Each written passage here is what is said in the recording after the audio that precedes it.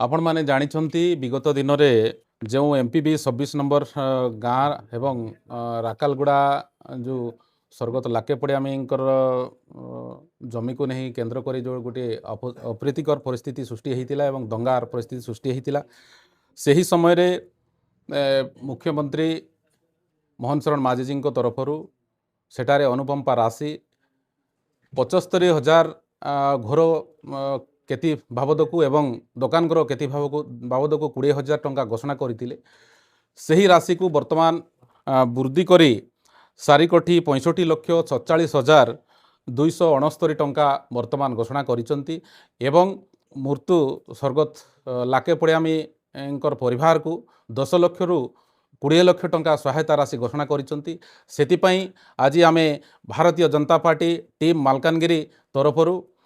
मुख्यमंत्री को अशेष अशेष धन्यवाद दौचु टीम रो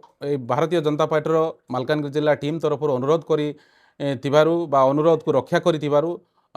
मुख्यमंत्री मोहन शरण माझी को आज धन्यवाद दौचु। गत राशिटारू या 4 गुण अधिक किंतु गत राशि जो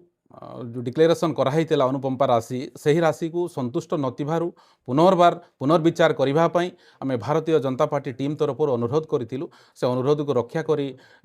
या वर्तमान घोषणा करिसंती माननीय मुख्यमंत्री।